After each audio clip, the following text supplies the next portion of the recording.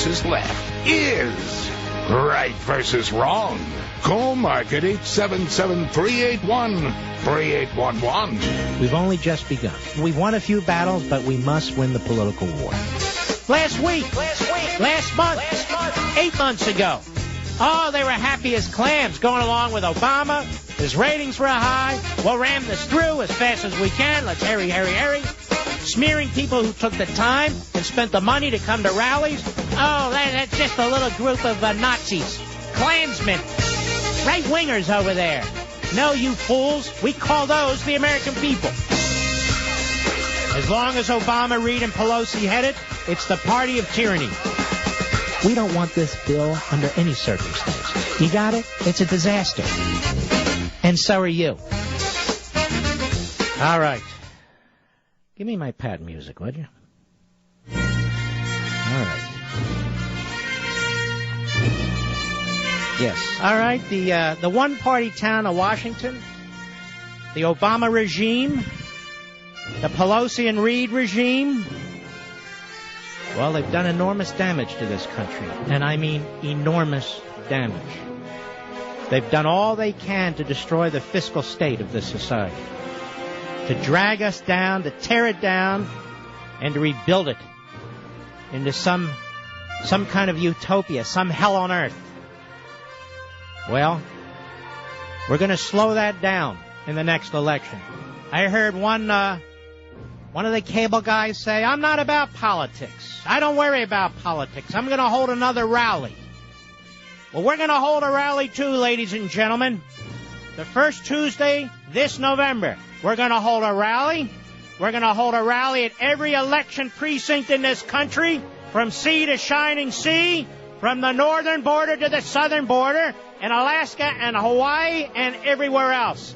We're going to hold our own rally. Every one of you Paul Reveres and Paulette Reveres, you're going to bring family members, co-workers, friends and neighbors to the voting place, and that's going to be our rally. Because it's not enough to just gather with signs and agree with each other. We've organized. The grassroots is on the rise. The American people are wide awake.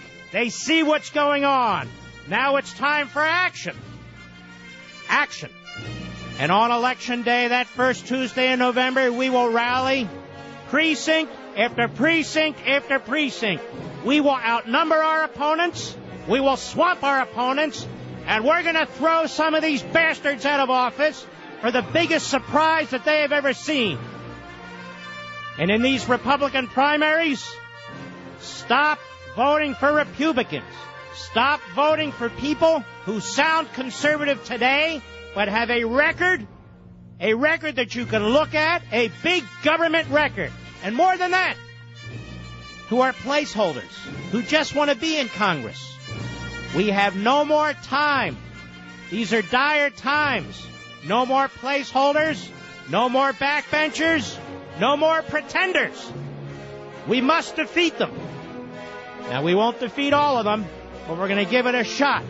We got this clown Mark Kirk running in Illinois. The guy voted for cap and trade. 1 of 7. He says, oh, it was a mistake. No, sir, you're a mistake, and you did that intentionally. And your mentor is John McCain. John McCain wants to be reelected. J.D. Hayworth is stepping up to the plate. They're smearing him. They're attacking him. I don't know whether we can win that one or not, but we're damn well going to try. It took Ronald Reagan 3 times to get the Republican nomination for president. 3 times.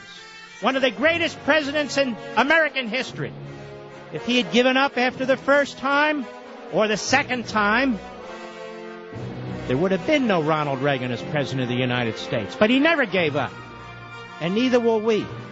And there's a reason we won't give up. There's nowhere to go. And if we don't fight for our children and our grandchildren, who will? There is no third way. There is no third party. No. We conservatives are going to take back the party of Lincoln. It belongs to us. Let the moderates form a third party. Let the liberals form a third party.